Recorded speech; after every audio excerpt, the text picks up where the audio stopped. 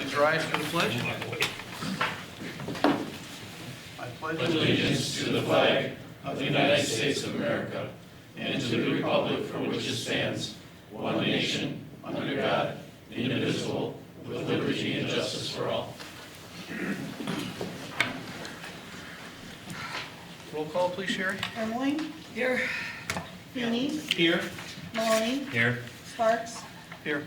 Jean, Here. Zagami, Here. Ziegler. Here. Okay, next up is public comments. We have 3 people that wish to speak. The first one's Al Opal. Al, you want to step up and give your name and address? You want me up here? Yeah.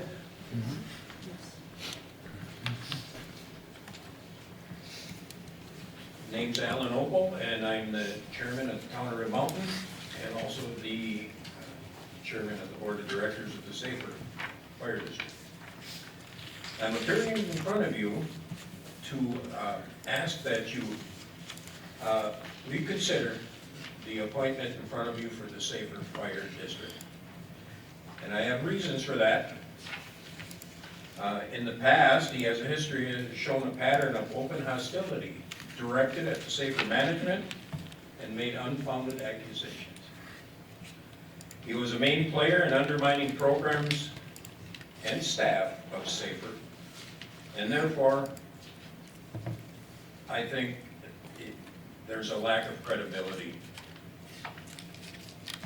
I asked the board to check to see if his appointment is in a conflict of interest. You may want to contact a lawyer. Maybe Shane would like to investigate as to whether his job at NTC disallows him from serving on the fire commission in the first place. Unless he's willing to give up his day job, but I don't know if he wants to do that. And in conclusion, there are many, well, not conclusion yet, but First Amendment of Section 3 of the Charter of the Safer District, item 3, 1, B, and C might want to be addressed to the charter because I think it might have a problem when he comes to the board of directors for approval. So in conclusion, there are many, I'm sure there are many qualified people here in Weston, in your community. I hope you would take a look to see if there's somebody a little more fair-minded that you may want to appoint. Thank you for your time. And I gave President Sparks a heads up, so I gave him the courtesy of telling him that I was going to be here, so it does not come as a surprise. So, thank you for your time, and I hear your meetings go quite a long time, so I am going to excuse myself and maybe go home and sit and take my pre-bedtime nap. There you go. So, thank you. Thanks, Al. Thank you. All right, next one, Jim Pinasalt. State your name and address for the record. Good evening, Jim Pensonault, 5002 Harold Street in Weston. And I'll apologize up front if this is the wrong meeting that I'm supposed to be at. There was Mr. Wadowski invited us down. There's a street resurfacing project that's happening in my neighborhood, which is awesome. I think that's great that the village is reinvesting in infrastructure. I just had some questions and concerns on that that were brought up in that meeting, and it was, well, we're doing it this way because that's what the board said. Now, I don't know if it's this board or if it's the planning board. So, like, because we're having sidewalks and curb and gutter and all the stuff that's mandated, is that something that this board would address, or is that somewhere different? Am I on the spot? Well, you can bring it, I think you can bring it to the attention of this board, and if it needs to go somewhere else, it could be. Oh, very well, okay. So it was my understanding that curb and gutter and sidewalk is what we're doing on all new street resurfacing projects, which I think is maybe a good idea, maybe not, neighborhood dependent. But some of the concerns that I had with that were in the neighborhood that I'm at, some of the sidewalks go to nowhere. They don't connect to any other sidewalks, and I wouldn't assume from that meeting, it didn't sound like there's any plans to repave and drainage, sidewalks, etc. on the adjoining streets, which would be Sternberg and Ross. So basically, we're spending all these taxpayer dollars to put sidewalks and they go to nowhere. So I had some concern with that. Also, the these projects are all done to, by the lowest bidder, which I understand that's in the village's best interest, but is there any kind of warranty on that work? Like, I read through the minutes here that there's a bunch of curbing on, over by the corner of Birch and, is it Barbican Ave maybe, that all has to be replaced, and those roadways aren't that old and they're not heavily traveled, so how is this curb already crumbling if it was, is it because it was done by the lowest bidder to a lower standard, or I just had some concerns on that? So where would I find more information on that? Or who would I talk to? Well, I would probably talk to Mike Wadowski. This is not public comments, it's just for you to make some statements. Sure. So I would recommend that you follow with Director Wadowski. Okay? And he would also guide me as to The process on, boards. Sure. where it would go through a committee for, input. Okay? Very well, thank you. All right. Thank you, John. Thanks for coming. Next up, Brian Feeney. Good evening, my name is Brian Feeney, 6412 Kirk Street, Weston. I'm just going to say, I think reasonable people can disagree on some things. Mr. Opal said some things that I think we have a disagreement on what the end results of those things were. I've been on multiple boards, continue to serve on multiple boards. I look at the operation of the things was really the only things other than civil and criminal liability, and that being efficiency, efficiency, accountability, and responsiveness. And on any of those boards, if any of the people, and certainly I know that Trustee Ermeling and Trustee Ziegler, I don't remember if others were on at that time, but I called into question accountability and stuff of elected officials at different times. So if I'm on some kind of board, I'm going to look to see if whatever the board is doing, or the entity, are they accountable, efficient, and responsive? If the answer is no, I'm going to ask questions about that as to why, so we can figure out a way to become more efficient, more accountable, and more responsive. That's what I would intend to do in this. I have no desire to dig up the past.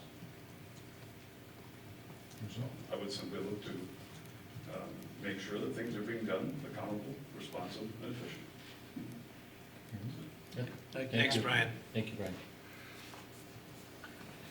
Okay, item number 4, minutes from previous meeting, December 16th, 2019. Vote to approve. Second. Motion by Maloney, second by Ziegler. On the question, all in favor say aye. Aye. Opposed? Motion carried. Reports from boards, committees, and commissions. Looking, we have reports on items 5, 8, 10, 12, and 13. Move to approve. Second. Move to acknowledge. And move to acknowledge. Okay.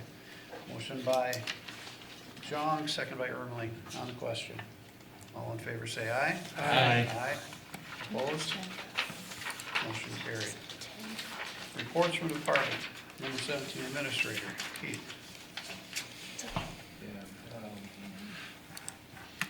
I have a, all right. Well, of course, my report's in the packet. We do have option to go into closed session later to discuss some of the status and development agreement conditions that have been proposed by FPG. Later on the agenda, so we've had quite a bit of correspondence on this project over the last week or so. I guess aside from that, I don't know if there's anything noteworthy. We do also have later on the agenda some discussion about the prospect of our potentially extending a lease or two at the G&D produce facility after closing. I guess, unless you have questions, I guess that's all I really have to update at this point. Okay, anything for Administrator Donner? Nope. All right, number 18, clerks. Sherry. I have a report in the packet. If you have any questions? Questions for Sherry? Thank you, Sherry. Item number 19, finance. Jess. Nothing more to add unless there's questions. Okay, hearing none. Move on to 20, Fire EMS. Nobody's here from Safer. There is a report in the packet. Moving to 21, Parks and Recreation, Sean. I did have a report in the packet, but I do have one item of note that's on the agenda that I'd like to discuss with the board and get your perspective on the recruitment to fill the aquatic center manager, park maintainer position. Brad Brzezinski, final day was January 10th. He's been gone just a little over a week now. And staff has discussed what's the best route to move forward, basically, what options are out there. And, you know, we've been discussing a few different things. We met with some people, but basically I'd like to just kind of put out the options out there of what we feel is possible, and then if you have some ideas or consensus of which direction you feel like we should go with it. So basically the current position was held by a full-time year-round employee for the past 6 years. And so 4 months he was the aquatic center manager, and then the remaining 8 months he worked in the parks. And he previously had worked in the parks department prior to taking the aquatic center manager position. So he had a lot of expertise due to some of the challenges that we faced at the aquatic center over the past how many years. So most of our previous managers were just a certified lifeguard, and they were seasonal employees. So, but as the challenges with recruitment came up and stuff like that, Brad actually became a certified instructor. So he was able to certify people in lifeguarding, CPR, AED, first aid, and do some of the certification classes that are only available at certain times. But it also allowed us to recruit people a little bit easier because we were able to offer those services. So there is a specialty to it. We didn't necessarily have anybody else like coming up within the village that, you know, could directly take over that position. So some of the options that we thought about that we should discuss were possible partnerships or cooperation with the county, Wausau Marathon Parks, because they run 3 pools right now and a splash pad. Possibly the school district, because both school districts have aquatic facilities that they operate, and then the YMCA. So really, as far as recruitment, should we try to recruit somebody for the current position the way it was established, or should we look at developing some sort of outside partnership or collaboration with another group? Was I not paying attention? Did you mention Schofield Rothschild? We've talked to Schofield Rothschild. But just now, did you? No, I did not. Who's No. currently running that program? Deb Hubachek, she's Okay. a seasonal manager, Okay. and she's been there, I think, 4 or 5 years or so, maybe a little bit longer. She's both the same amount of time, maybe a year less than or a year more than what Brad was doing in our facility. So, but I did not mention them. Would she be a candidate, and then, and if she would be a strong candidate, would be able to offer her something else for the other 8 months? Just a thought. We don't need to discuss it now. Right. Because it's more personnel.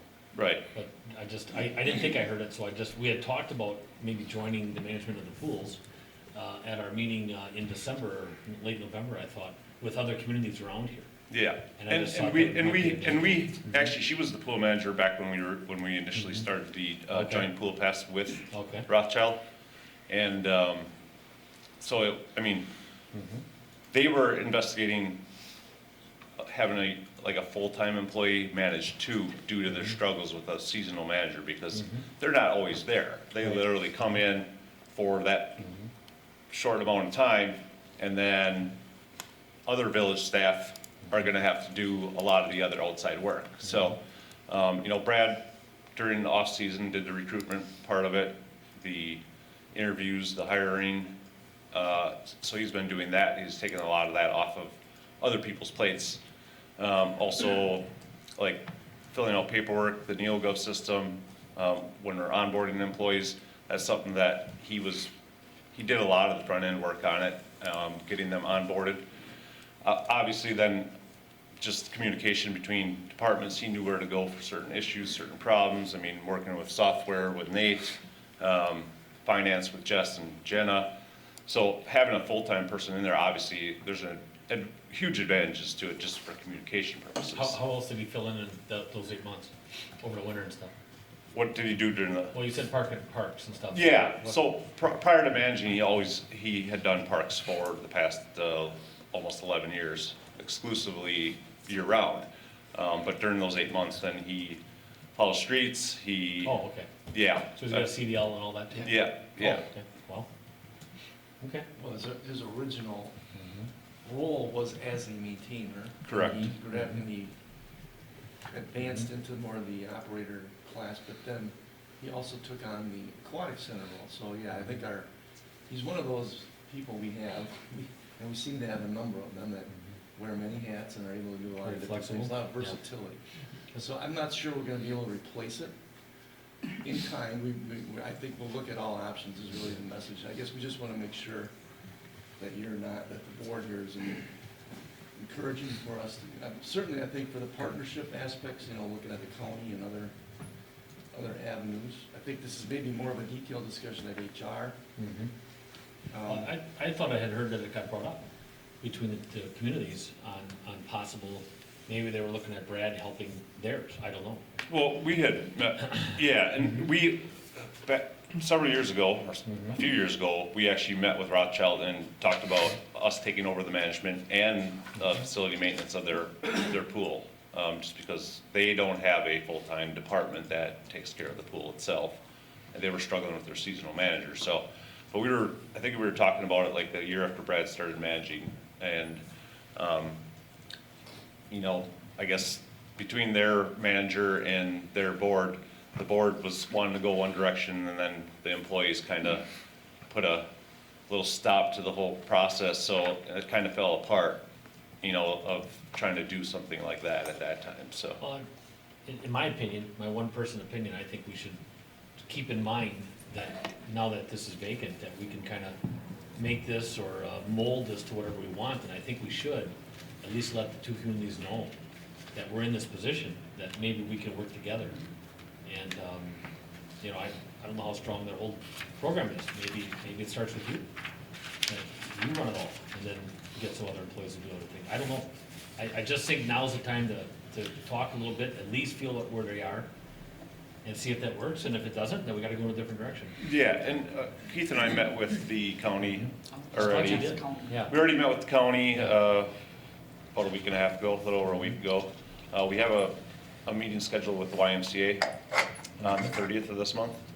A lot of it's timing also, obviously, Yeah. because there's a lot of work that gets done prior to us opening, between the hiring and all that. When you're trying to recruit 30-plus employees, you can't put things on hold. We already had to cancel our recertification class in March because we don't have an instructor anymore. Typically, we held the recertification class at DC Everest in March for returning employees and new employees, so they could be ready to go when we open. And unfortunately, a lot of the other places that hold them, they're not timed perfectly so people could take them like when they're back on spring break and that's how we held ours. So there's one weekend in March that the UWs share during their spring breaks, and we would hold the recertification class for that middle weekend. So the other part about it is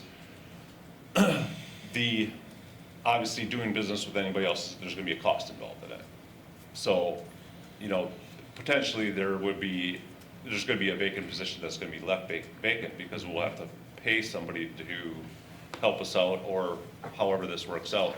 So we won't have that position funded the full year anymore because part of his year's budget in the aquatic center budget, part of it's in the general fund, so.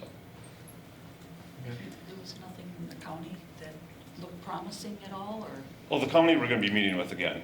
Okay. They wanted the information, basically a scope of services of what we're requesting, of what needs to be done as far as basically what Brad did.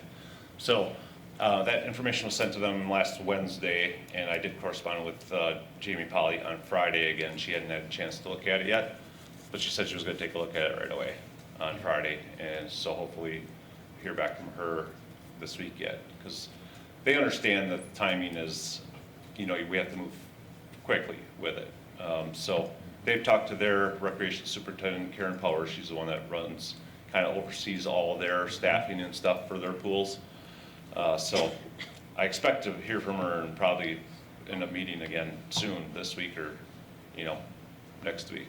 Okay, thank you.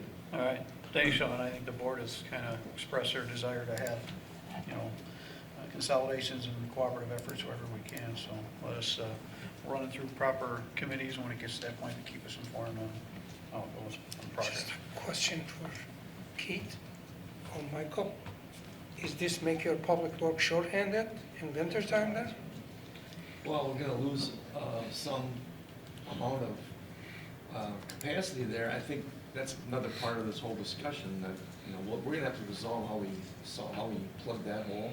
So we may find a temporary one-year solution here and then a long-term one, maybe another year down the line. I don't know that right now, because we're just gonna look at different options right now is really the bottom line. I think we also have observed that what we adjusted Brad's compensation to last year was maybe a little higher than what we might pay for a, you know, say a part-time or limited term person, say from the county or somewhere else. So we'll have to look at all that stuff.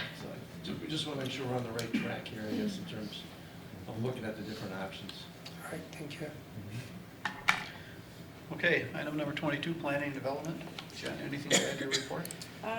No, I have a report in there. I'll just add that we did hire the assistant planner position. Emily Wheaton comes from the village of Cronenwetter.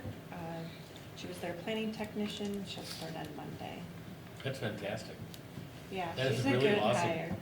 Did you Very guys good. kind of have that, you know, sneaky, you know? No, I was actually kind of surprised she applied. Really? It's Wow. a step up It for just her, seems like so- it was all by design. No, it worked out good. I mean, it was just so, that night we had that talk, I thought, oh my gosh, this could go on forever, and, you know, we're just Yeah, throwing no, stuff at out that there. point I didn't, so. Boom, no. a week later we got her. I'm a so. much happier person. Yeah, you seem to be, yeah. You seem to be. Very excited No, for her to that's start on great Monday. news, that's great news. Yeah. Mhm. Good. Okay, any questions for Jen? All right, item number 23, police, Chief Schultz. I submitted the statistical summary and some of our call summary. I just have a few staffing updates for you. We have two new additions. Officer Josh Kriegel is in week 8. Officer Gunnar Schultz is in week 2. Both are doing very well so far. So we have a lot of expectations, and I believe they have a lot of potential. Since Nick Aldrich was promoted to captain in the middle of summer last year, that created a vacancy for a sergeant position. Chris Benning is a night shift sergeant, and Detective Leah Long is now in the detective role. Again, I think those places are doing well with those people there. Christy Isberner took a different job in December. We hired Becca Schreiber, who will start as our administrative assistant Monday, the 27th. We are anticipating Terry Peterson to retire in 2020, but we haven't received a date just yet. Lastly, at tomorrow's town board meeting, I was asked to present some information on the funding formula. There's some town board members that are questioning EMPD and what they pay, so that is a repetitive question. But there is no formula, There's a formula, but they have a cap. but they're capped, yeah, okay. So their priority seems to be roads, so we will see how that goes tomorrow. What time is that, 5? 6:30. 6:30, okay. Good report, by the way. Any questions? Well, your incident report is the only one I have to pause several times and shut my mouth, because it's not long at all. It's so shocking Yeah. that I live in the same community. You know, you don't see that stuff. I drive around, no big deal, I stop here, I get this, I don't think of nothing. And then I see what you guys and gals are going through, and it's pretty amazing. I mean, I seriously, I stop and I have to shut my jaw, because some of that stuff some of those incidents are unbelievable, so. Yeah, one other thing on that topic I want to add is it's becoming increasingly difficult to conduct our business, so to speak, with other entities that are private and public due to increased awareness or concern for liability about information sharing. So whether it's the hospital or social services or the school or banks getting video, it's not like it used to when we walk in the door and ask for something and we get it. And we're required to work with all these entities, so it's difficult because their legal teams or risk managers are telling them, you know, we can't release that, we can't release this. So the hospital's gone through another management change, and I expect another one to sale. But I had a meeting with the hospital staff last week. It went very well. Had them in the past with their team, and those are always challenging. Regards to HIPAA and how it relates to somebody in custody or that has a warrant or under investigation, or somebody that brings drugs in. Those types of calls that you read about in those are not that straightforward. They're jumping through the hoops is very, very challenging. We're required to get subpoenas and warrants for a lot more things nowadays than we did in the past. Even from victims, right? Yeah. You say you got a subpoena, they're the victim, and you have to Struggle. subpoena just to get documents from a victim. It's time intensive. Excuse me. There was accident on Camp Phillips a couple of weeks ago. One vehicle was at the top of another vehicle. Okay. A Ford was at the top of it, practically went over the top of it. Was it drunk driving or what? I gotta be honest, I don't know. I don't get notified Okay. of all the stuff, so. It was funny. Was it? Yep. Oh, I know what you're talking about. All right, any other questions for Chief Schultz? Good job. All right, thanks, Mike. Public Works, Michael. Yeah, I guess not a whole lot to add. It's just referencing Mr. Pincinot. We did have the neighborhood meeting on January 9th for the area just east of Weston Elementary School. Had 22 out of the 62 properties represented and 31 residents. I guess the main concern, I guess, seemed to be the installation of sidewalk and also the potential of tree removal on some properties due to conflicts. You know, the village, I guess we adopted our complete streets policy in 2015. Our zoning code references all, you know, reconstructed streets shall be, you know, accommodating pedestrians. Our zoning code says new subdivisions need to have it. So I guess that's kind of the purpose of why the sidewalks are being planned in. And then I guess the curb and gutter, it's not a traditional curb, it's more like the Misty Pines, a flat Vulnerable. rural, just due to the stormwater requirements that we face now with the DNR. That traditional curb and gutter and piping the waterway as fast as possible really isn't allowed a whole lot anymore. But I guess that was kind of the major feedback, kind of discussing with the residents, but I guess, yeah, the sidewalk and who shovels it, why do we have to have it, was kind of a larger part of the conversation there. And then, I guess, otherwise, snow plowing seems to keep going. We're a little ahead of schedule of what a traditional year would be for salt usage, but hopefully January slows down a little bit here and we can get back on track. But I guess in a normal year, we use about 75% of our salt. In the last 2 winters, we've used right around almost 100% of our salt. So I guess if we're tracking to slightly above average, it's still less than, it's maybe about 80% right now instead of 100% like we've had the last few winters. I just have a question. How was the Weston School neighborhood, the neighborhood meeting, how was it being advertised? Everybody received a letter directly. Okay, just curious. Yep. That had the street improvements, right? Yeah, everybody who lived on the streets that were to be impacted. Yep. And those, go ahead. Oh, I was just going to ask how the feedback from the affected residents were. I don't know, I guess for a public meeting, I'd say there's, I don't know, a handful that were, you know, the main thing was the sidewalk. I don't know, there's maybe 5 or 6 that spoke out saying, you know, I don't want this. There's, I don't know if anybody said it publicly. I know after the meeting, I had a couple people say, you know, I think every street should have sidewalk. I've got little kids, this will be great for them. You know, That area is there's, I guess it's a balance, right? And they connect with Sternberg, right? No, They Well- don't? Okay. It does go to Sternberg, there is Yeah. no sidewalk currently on Sternberg. But at the school there is? At the school there is. Yeah, because then it goes, you can take a sidewalk all the way then, yeah. Yep. Yeah. Yeah, so if you're walking in that neighborhood, I Mhm. guess if this were to be put in, you could walk down Kennedy Mhm. with sidewalk to the school and then, Did you figure out the assessed value?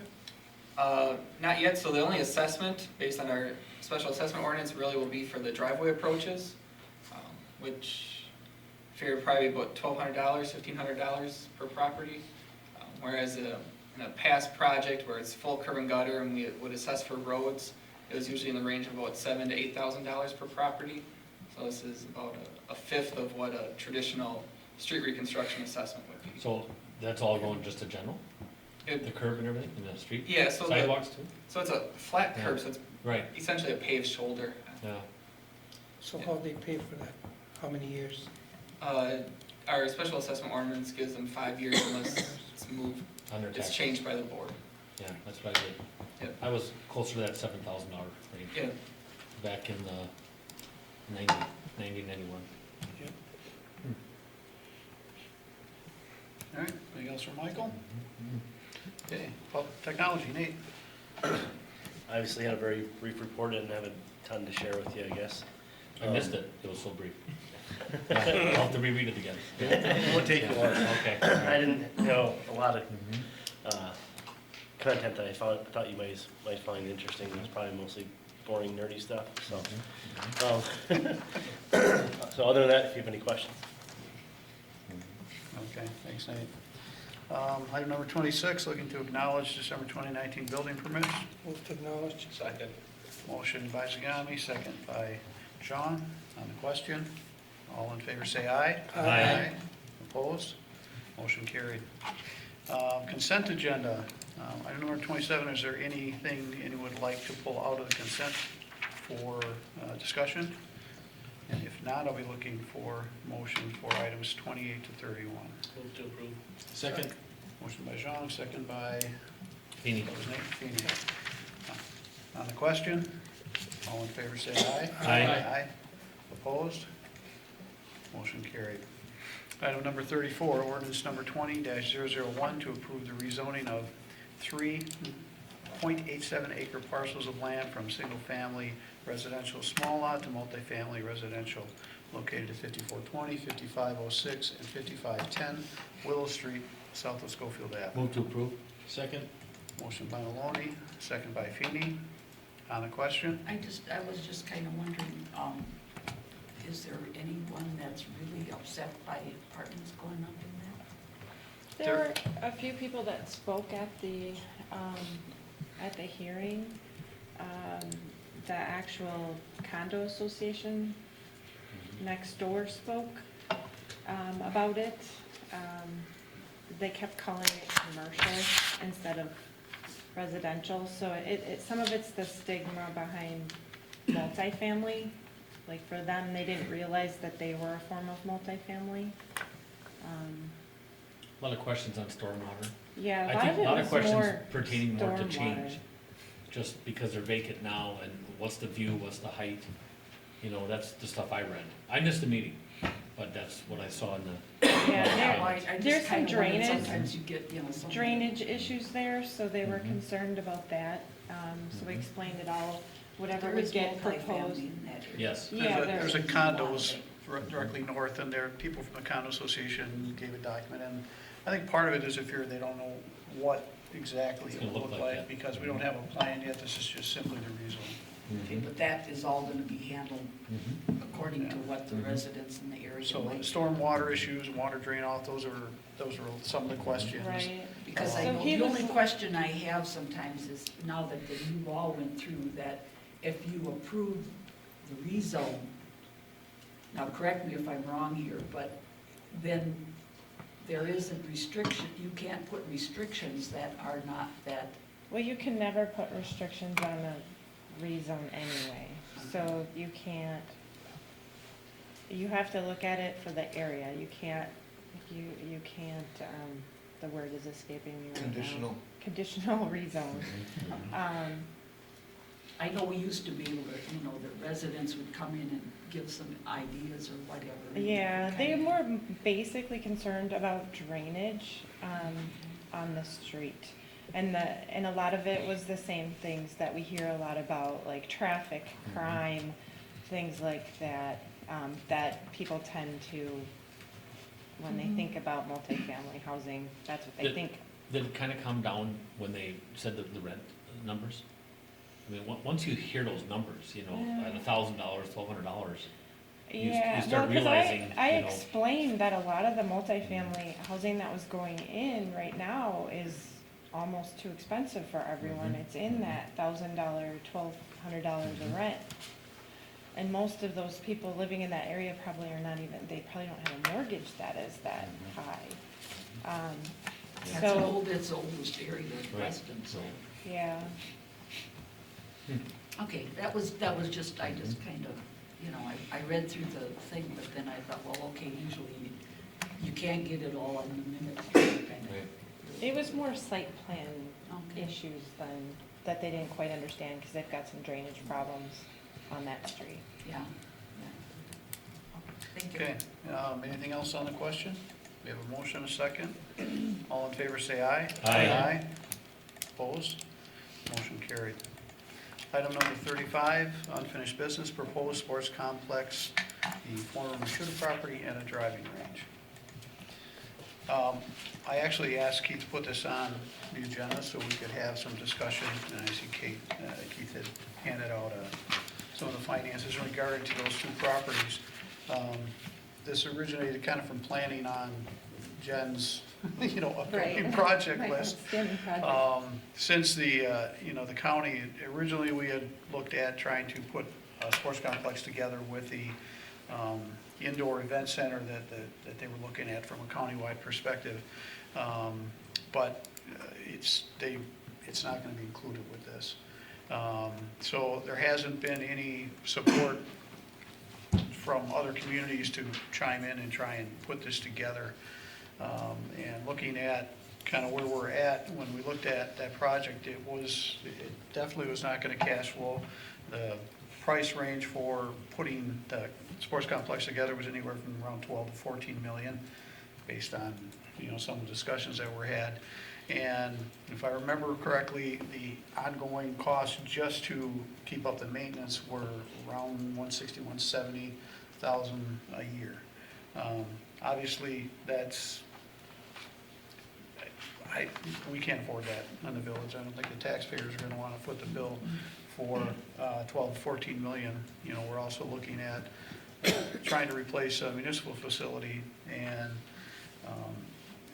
so I think it's good for the board to at least have a discussion on what do we want to do with this. Obviously, it's adjacent to the South Business Park. We're seeing a lot of growth lately. So I think we shouldn't just sit on this. I think maybe we should see if it's marketable, and I just want to generate some discussion with the board and what your thoughts are. We already have parkland down in that area that we don't have the money to develop that right now. So I think it's prudent to look at what options there are for this property to see if there's interest in people who want to develop. Should we expand that South Business Park to include these properties? But we need to at least start giving some direction to staff on what we would like to do with that. When that actually was originally proposed to purchase, I had some reservations on it, but the idea was, I wasn't completely sold that we could do the sports complex, but I thought it was a good property, being that it was attached to our TIF district, South TIF. And I guess in the back of my mind, I always thought that if that sports complex did not cash flow, or we couldn't get together with the other communities, that's what we would do with it, is put it up for development by, TIF. It is in the TIF yet, and so we can, although I think we did designate it for parks, didn't we? Jennifer? I'm looking to see. I never heard of We have to do an update to the future land use map, so this will all be a discussion as part of that, but Okay. I'm not sure what it's shown as future land use map. I did not rezone it yet, so it's still sitting in. Okay, I thought there was something that went on that we were trying to designate, you know, and I couldn't remember how far that went, but either way, I mean, like I said, I cannot, never, even in the beginning, said that if it could not be something that cash flowed or that we could work with, you know, other areas with, that I couldn't support it, but, you know, the land was purchased, that it was good land, so it could be used for other things, so, I would definitely be looking at marketing it. When the south, Absolutely selling, yes. when the south business was developed, Mashuda was supposed to be part of it. However, he asked $1 million and we dropped the project and just developed the piece of property which was purchased already by the village. So if there is a need to extend that business park, it can be done. The lift station is there and I think there is enough depth in there to develop and add all the utility to it. And I see this, Keith, the special assessments to the driving range property, I assume that's for the water sewer extensions that were put down towards Crane Meadows, correct? Right, and I think that was resolved, or if you will, paid at the time of our acquiring that essentially. So I just factored in, I think, the overall cost is really the point there. I guess just to kind of fill in a few other blanks perhaps, as President Wally's pointed out here, that when the CBB, or the, I guess it was McDevco and the county actually proceeded with that study of the two complexes, the training and event center and the baseball complex. Looking at them as a combined project, they came back with the conclusion that the baseball complex had to sit on its own. I guess or had to stand on its own, I'm sorry. So that my thought was, if it was going to gain any traction, then perhaps the Convention and Visitors Bureau or perhaps the county might take up the charge on it, and we really have not gotten anything on that. I think, Sean, you've gotten feedback that the county's really going to look at improving Sunnyvale now, correct? Well, I know that they did receive some payments from WESA, which is the Western Area Softball Association, and they're dedicating the funds that they got paid to improving Sunnyvale. And they're still owed a lot more money. Yeah, but they negotiated it down to... And why negotiate? When I read that, I thought, here we are with our baseball diamonds, and we're gonna get stuck, and then we are gonna have to negotiate to get paid what we should have got paid in the first place on a timely manner. I couldn't believe that article. I couldn't believe it. Yeah, if you read And then they negotiated a lower price. Unbelievable. Yeah, I think their outstanding bills were close to 170,000, Yep. and they ended up paying like 87. Yep. And they still owe more money. Yeah, but that's it though. They're cutting it right at the 87. Yeah. They're taking that, and they only went back 6 years because of the Yep. legalities. They could only Sure, go they back. put out there that they could only go back so far. They could only go Yet back as they far let as them use two- it every year. Yeah. I'll tell you, when I read that, I was done. There is not a chance we would have done that out here. When I kept hearing how it's just being used so much and everything's going great, and I find out they're not even getting paid, oh my gosh, unbelievable. Wow. So, Anyway, enough said of that. So then there was a misconception still, I think, when I contacted Richard Barrett from the CBB on Friday. He had the impression that they were still looking at this facility together with the other as like phase 2, and I confirmed with Val Belmonte that that is not the case. It's what they told us in November. They're not considering this baseball complex as part of their financial analysis anymore. So if the baseball thing's gonna take off, I guess it's gonna have to get legs from some other place, I guess. It's really kind of the bottom line. I know there was still some interest in that pond being used for pond hockey in the winter, but yeah, maybe the CBB will want to buy the property, I don't know. I didn't realize there was springs in there. You had said, or somebody had said there were springs on there. Yeah. Because they Boy, had that's- called me also. and That'd I be a heck of a said- liability. And I Holy said, man. well, one of the things you have to, because he was saying about the springs over there, and I said, there's springs on that pond also. That'd be scary. Okay, Keith, I guess you got your direction to start marketing this. Is everybody on board with that? Yep. You need If I a could- motion or something? Maybe should add one other thing, I guess I was having some discussion with Jennifer, and she's talking about changing the land use map.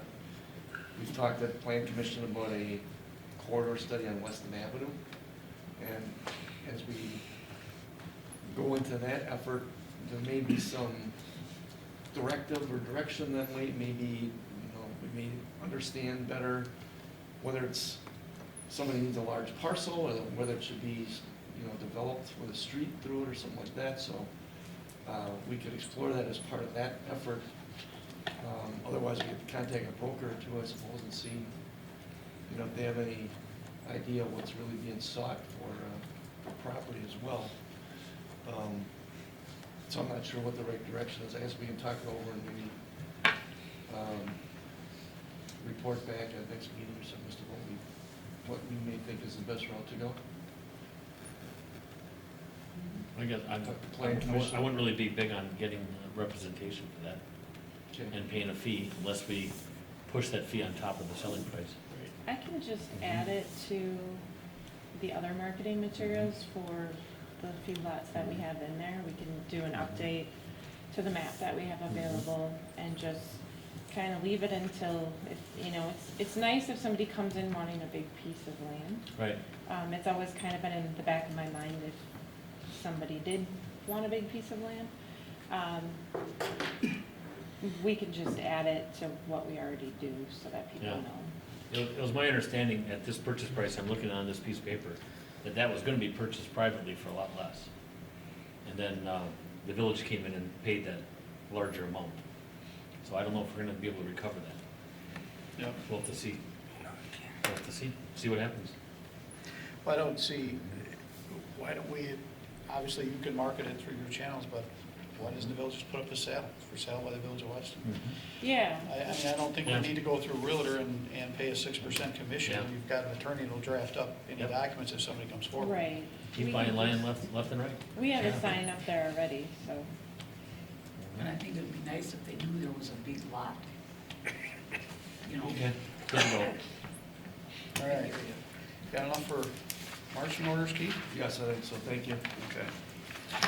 Number 36, Western Municipal Facilities. Keith?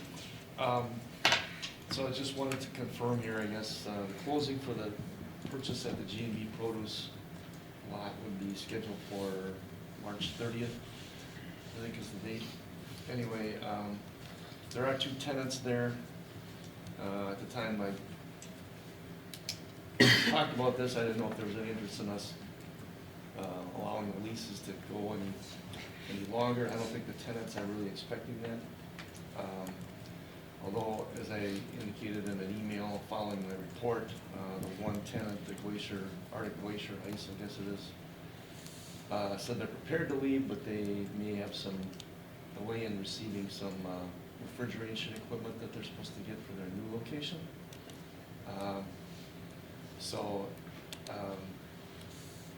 If they do remain, I guess they'd be there through the date of closing, so I'm not sure if that complicates our closing and an inspection that we might make. I guess with Matt here, maybe he can comment on it. Would that interfere, you think, with our making a final inspection? If there's a tenant still on the site? No, I think we would expect that it would be in the condition that the agreement says it needs to be in at that point in time.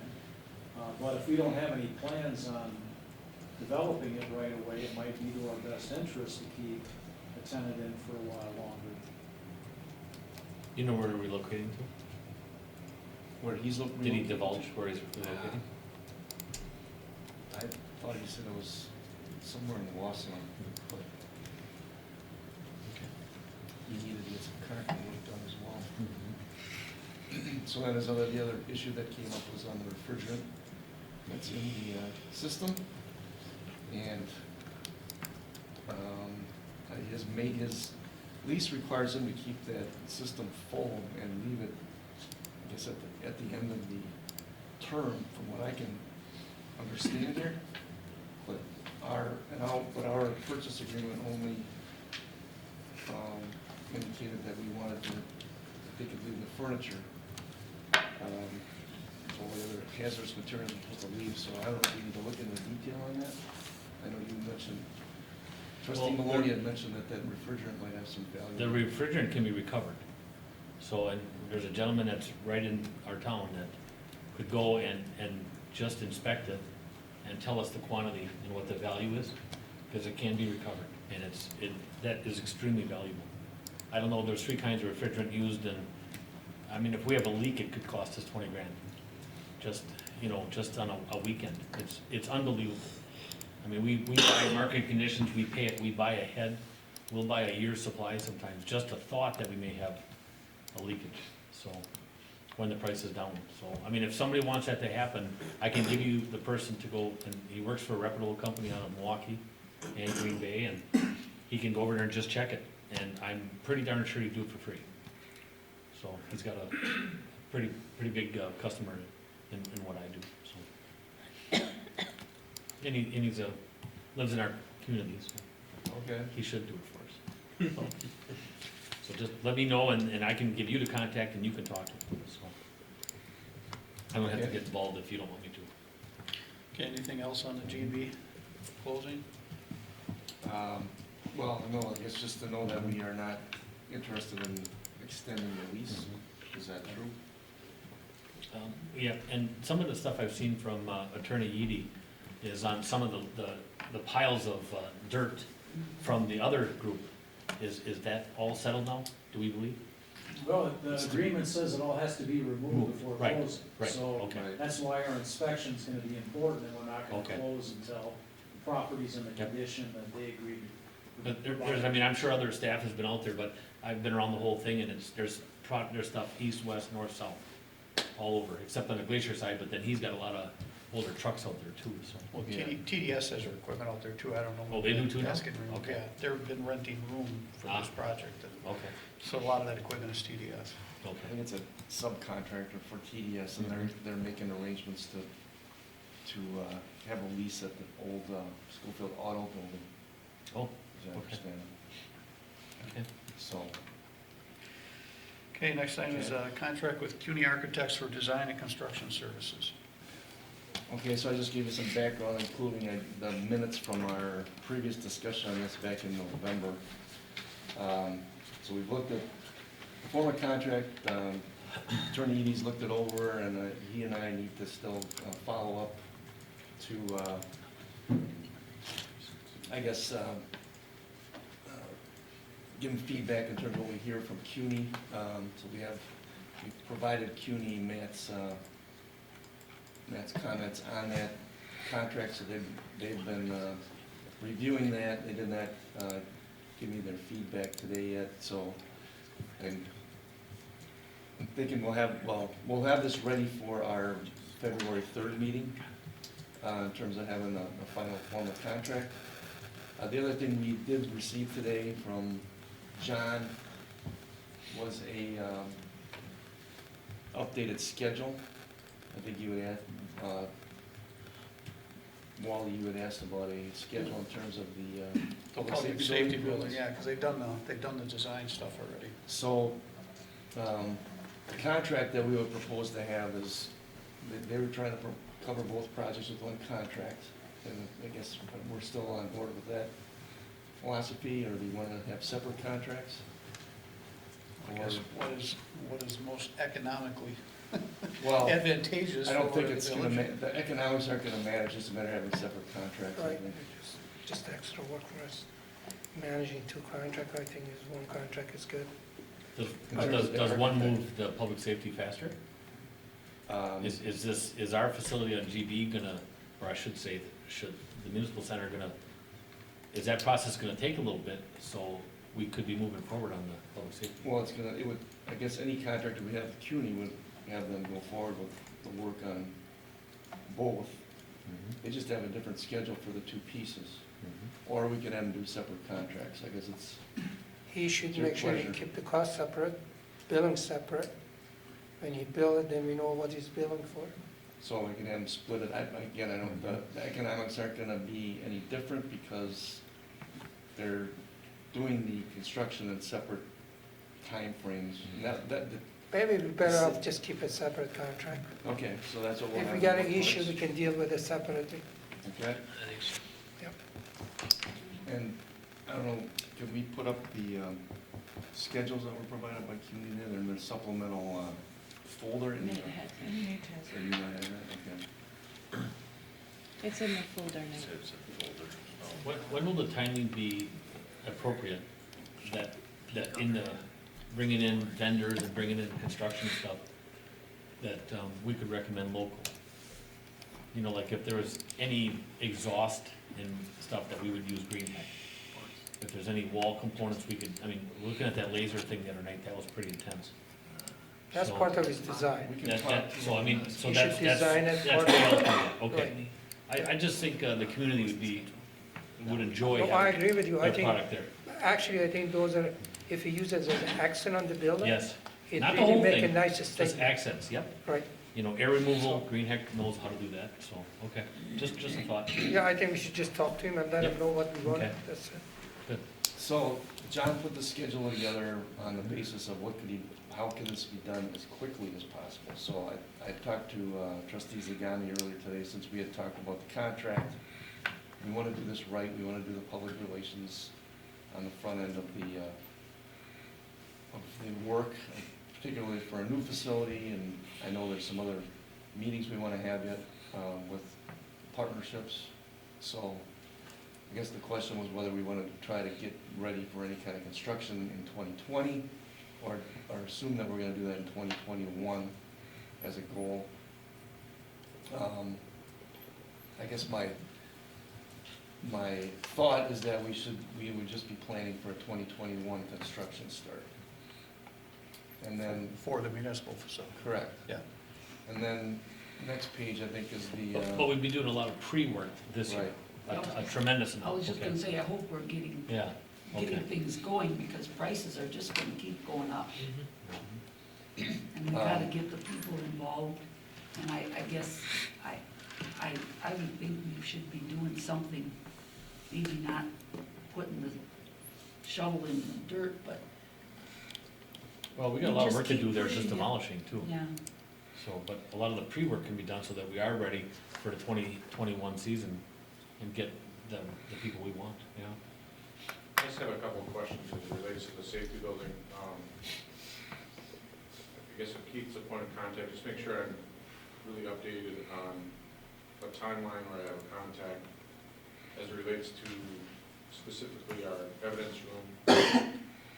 That is going to be a gigantic undertaking to come up with a plan to move that stuff. We talked briefly about a storage unit brought in. As you know, you have to keep track of all of that in a chain of custody. And that evidence room has got a lot of evidence in it. How big a room is that? How big of a room? Yeah.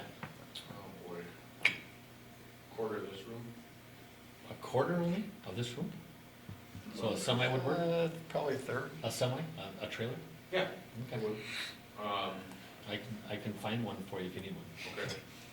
But it's gonna be it's a- stacked. Yeah, it's just gonna be like all hands on deck, probably 5, 6, 12-hour days to get stuff moved and organized, and it's gonna affect things operationally, so I'd like to have But it. you would still leave it on site?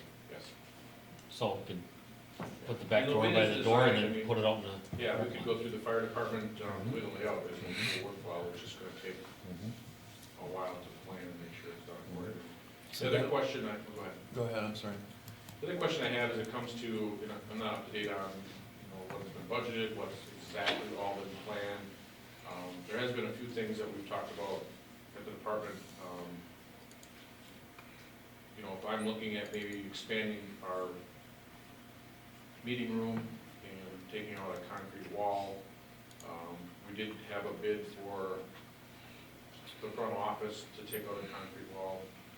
It was a couple $1,000s. There are a few things that I'd like to see during this project.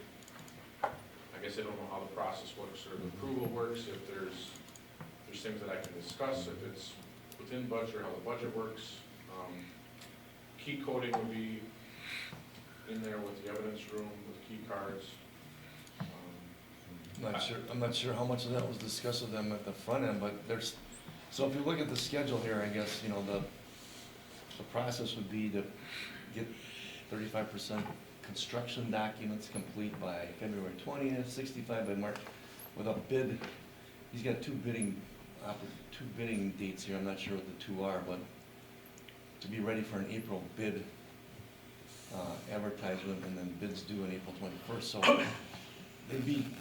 this would initiate them getting most of this information and details on what should be included in the specification during the month of February and March, it appears to me.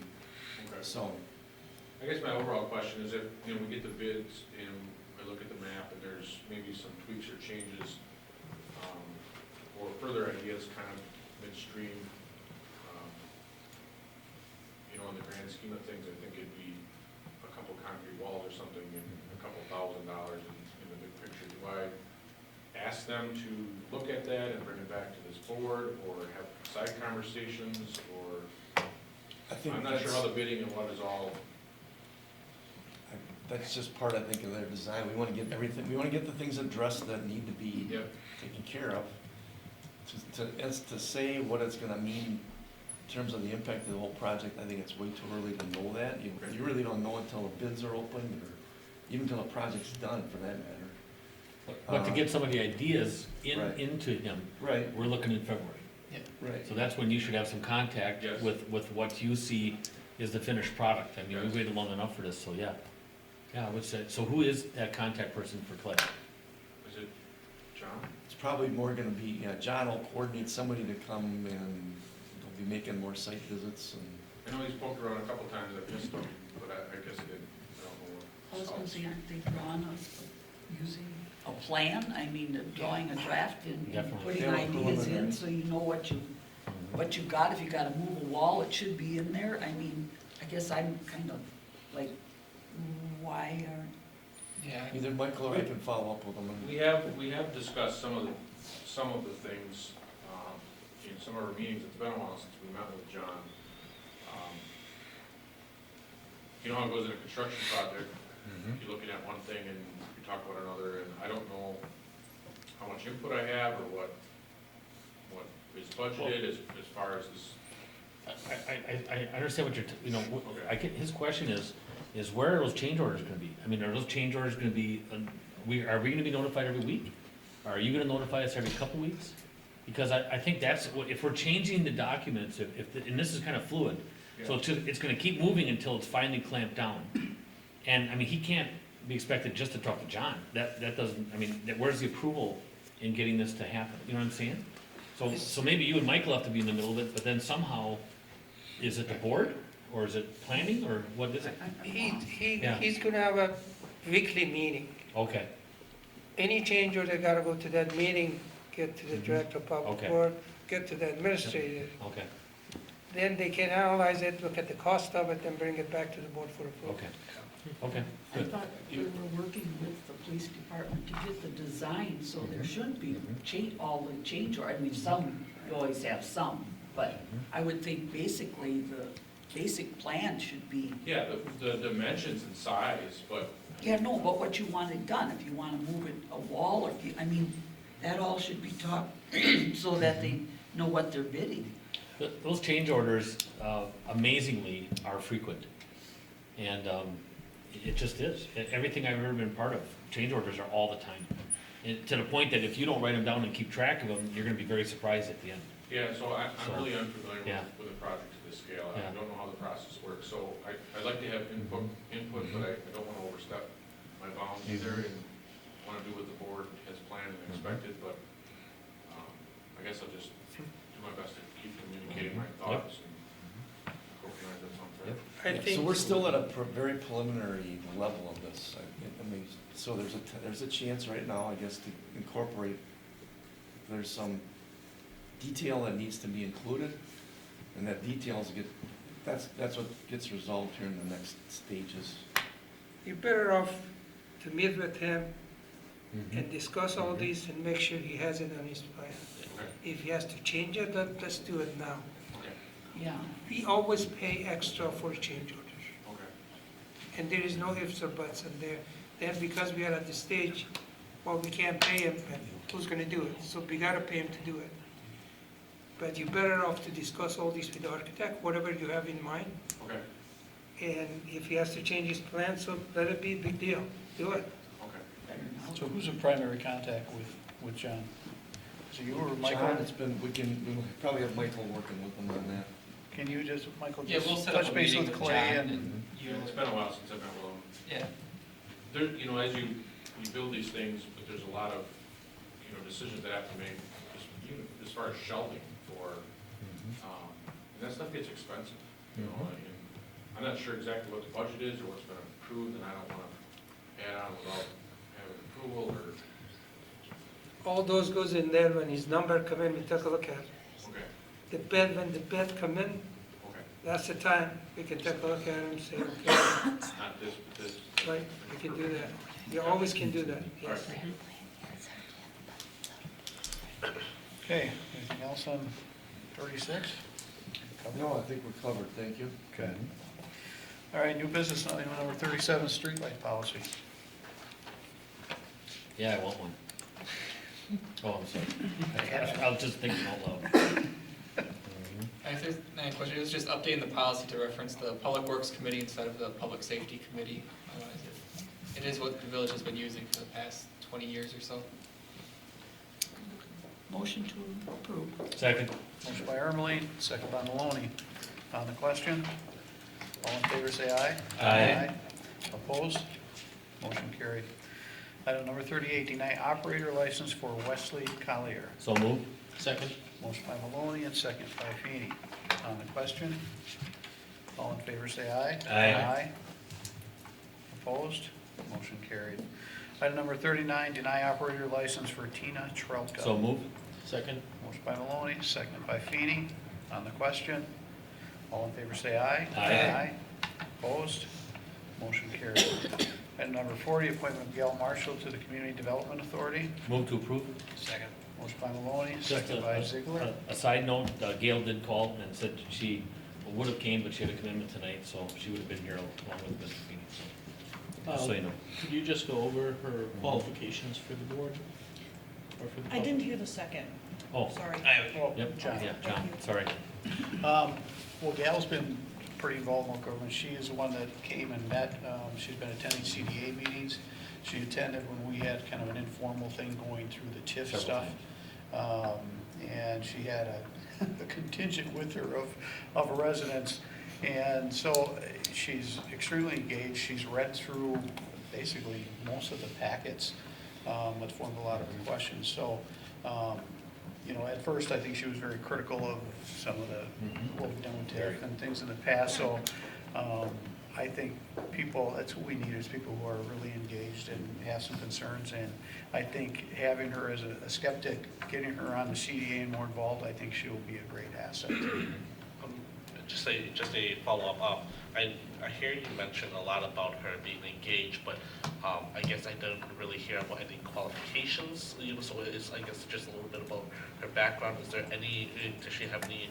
I guess any experience with this, or? Sure, do you have her application? And I know you had her information. No, we didn't have her apply, Okay. yeah. Mark, you know a little bit more of her professional background. We know I've talked to her for a lot. years, just very involved in politics, involved in structure, very involved in a lot of the Wisconsin State Taxpayer Alliance stuff. Does a lot of comparisons between villages, towns, and cities. And, I mean, she actually wrote me a week or two ago about why Kenosha only had one page on this new housing authority deal, and we had several pages. But yet then, she talked to Sparrows, and he said Milwaukee had double the amount of stuff that we had. So it depends upon how the community wanted to handle that housing deal. So I found her to be very engaged in a lot of the stuff we do, but primarily the last year on TIF and on TID and taxation and how this stuff is paying off. And we've had some informal meetings here with her and others. And when Scott Berger wrote that up, I don't know if I recommended to you or we talked to Shane or what, but I thought it'd be a good choice. I'd also You- like to add yeah. that she's one of my poll workers, and she has been for several years. Has anyone heard something different? You or Nate? Oh, okay. No, I was just kind of Oh, okay. curious about, Yeah. curious of that background. Yeah. You know, I've been on, I'm on some great committees and commissions now, but there's times where some people are on there, and I think you both, all of us have been on where some people aren't engaged. And that's kind of a shame, because it's their time to help out and be part of it, and I think we need some people engaged, and I definitely think she'll be one. That's just my thoughts. I do too. Okay, anything else on the question? We have a motion and a second. All in favor say aye. Aye. Opposed? Motion carried. Item number 41, appointment of Brian Feeney to the Safer Fire Commission. So moved. Second. Motion by Maloney. I'm second gonna by have to Sean. recuse myself for conflicts Yep. of interest. And recusal, please note in the minutes that recuse from And I me. did not hear the second again. I second. Yep. John. On the question? Oh, I do. I have to agree with Mr. Opel. I think the history is going to be extremely difficult for Rib Mountain to and Safer to get past. There was a few years ago a lot of disruption with meetings held in basements, and I kept asking, please, if you have some questions or you had some objections to something, to take it to the Safer Commission, where is what it should have gone. It just went on and on. Stories came out. I was in Florida and I was on the phone for, I think, half of my stay there, just trying to figure out what was going on. When I came back, I did have a meeting, and I explained that the village of Weston is not where this should be going, or should it be circulating around the community with stories, rumors, you name it, that if they had an issue, it should be taken to the Safer Commission.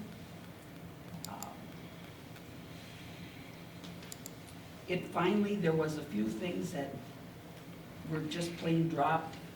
We did investigate some of it, but the commission finally was engaged when I said I had to talk to our administrator and a few other people that this was not something that the village should be involved in. It was Safer, and it was their business at the commission if there was personnel problems.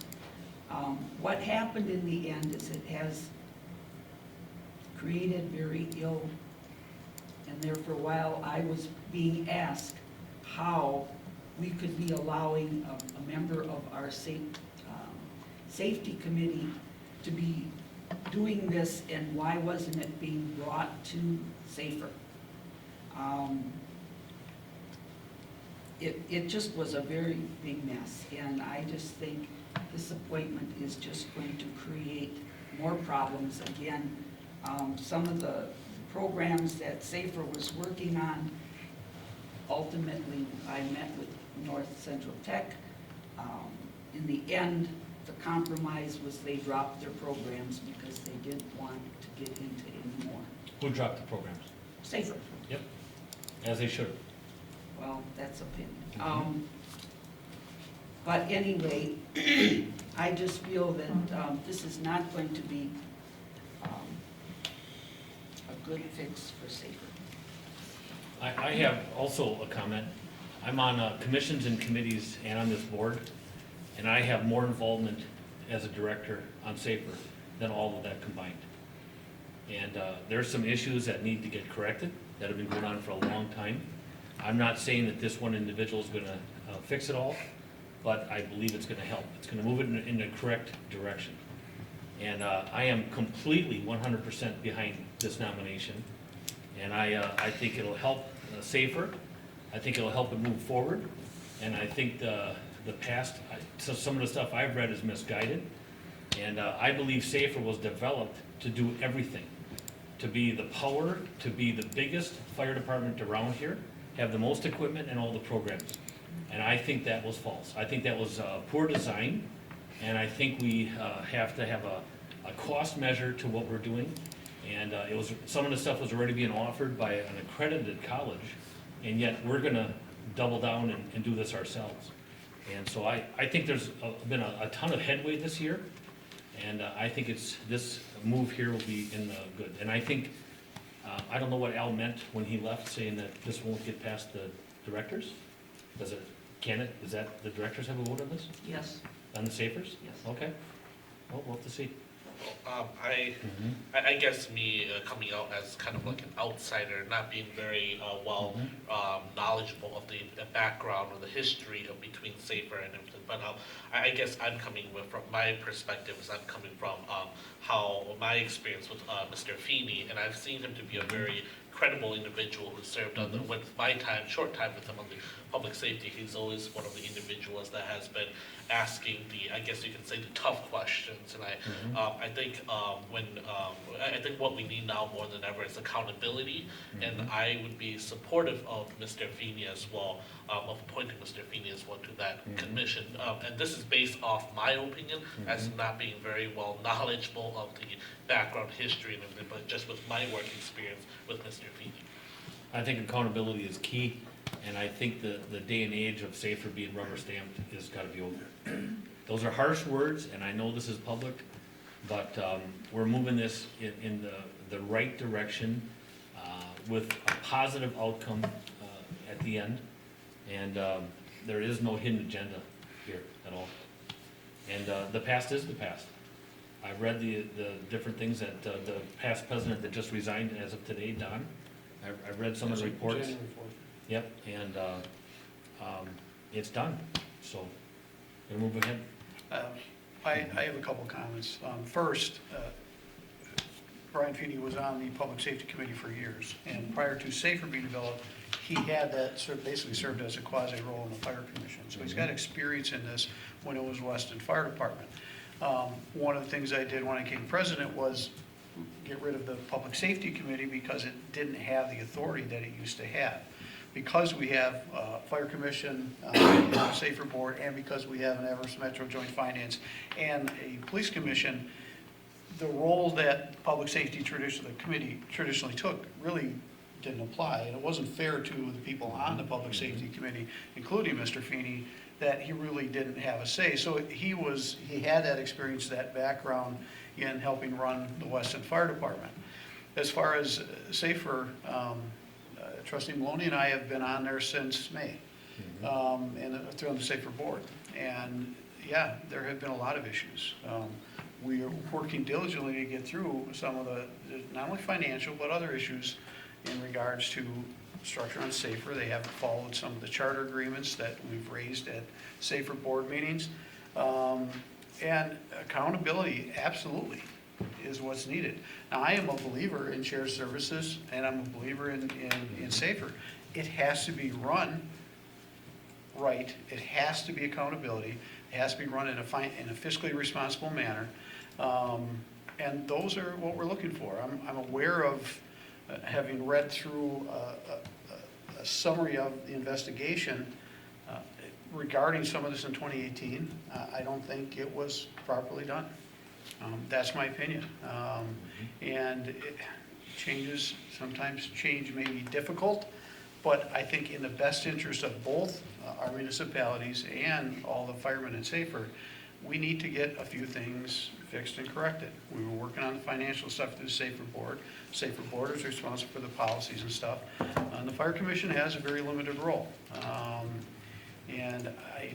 But that accountability on that commission is important, and I have full confidence that Mr. Feeney will make objective, fair decisions that will be in the best interest of our taxpayers. So how many representatives we have there? Two Two. or three? So Mr. Two. Finney replaced which of you gentlemen? Don Klimica. They already pointed at a different Don person. Klimica, and I should have had this on the agenda for accepting the resignation. He tendered his resignation on January 4th. Can I just ask a point of clarification? So I know that we asked a question about, whether this appointment would have to be approved by the SAFER board. I guess my two questions I also have is, what would happen if the SAFER board denies that, denies that appointment? What is the next steps from there? And then the second question I would have is this also standard practice with the Everest Metro, the Everest Metro Commission as well? Do they approve the appointees that we send as well? On the commission? It's been, the bylaws or the charter agreement states that the president of the village for this position appoints someone and is subject to the board confirmation to the village board, which is what we're voting on now. And I'll have to read through the fine print. The replacement follows the same procedure, and that's what we're doing, to be filling the remainder of the term that was vacated. Well, I didn't get I thought Barb actually said yes. So does the SAFER board, our board, you and I, Al, Keith and Jim, does that board have to approve this decision? It didn't, I would have to, I don't have the. You said yes. I don't have it in- We always have, I guess, because. I don't have it in front of me, I'll have to appointments, look, but the appointment, according to the bylaws, is made by appointment By the from the community. village president, just like Yes. Chairman Opal gets to appoint, subject to his board. So I guess it goes back to what I was asking earlier, if we could get a clarification on that, and if the SAFER board does have to approve it, if they were to reject in a sense, deny our appointee, what is the next step from Yeah, there? I should have brought the charter with me, I don't have it in front of me. The only thing I can possibly in my head is, there are 2 members from each Yep. community, and then there is 1 member at large. Keith, from Marathon City. No, this. For the fire Commission. commission. Oh, yes. commission, I'm sorry. And that And fifth that member was commission- filled this That one, spring. because that was, that position. That had been position, the- that is voted on, but Right, this, that's what this I was just appointment, gonna I say. don't think is voted on. Well, you, I can't. you actually say just for put sure. someone on the commission. You just put somebody on a month or two ago. The board put Dave Phelps on, Yeah. from the town of Weston, because Right. You're that's right, one of Tom. the outlying You're right. communities. Yep, Because you're The right. board voted on that Originally because it is a couldn't fifth find member, anybody. but the other 2 are. Did that appointed. go in front of the board, the SAFER board, our board? That did, It yes. did. yes. Yeah, So it but may have that to. may be the only one I that see. is required by Okay. the board. I don't, because the other 2, the ones that were appointed by the village of Weston, they've been on there, we haven't replaced them, but the one position, the open position, if you will, that one, we couldn't find anyone, and then that was when Black. Sean Black. Sean Black was looking for appointment, and I brought his name up because although he was with Weston, he was a new resident. He hadn't formed any alliances, so actually that was why he was approved, but we were looking more when he left for someone, that was from like the town or whoever. I would have definitely questioned his qualifications, I'll tell you that. When he first came on board, he was a very, Sean didn't do anything anywhere. you know. Marathon County, anywhere. He was ineffective, not engaged. Okay, we have a motion and a second. Anything else on the question? All in favor, say aye. Aye. Opposed? I Okay, motion carried, That's a 6-1? 5-1, 5. with 1 abstention. Oh, I'm sorry, yep, okay. Okay, next item, closed session, looking for a motion to go into closed session. Second. Okay, you want to read the, closed session, please? The motion. Oh, I'm sorry. I move to go into closed session into closed session pursuant to section 19.851E for the deliberation of negotiating of land for public properties, et cetera, et cetera. Does that sound important? Second. Okay, motion second, roll call, please. Sparks, Here, for present, yes. Aye. Zagami, Here. Ermeling, Yes? Ziegler, Yes. Maloney, Yes.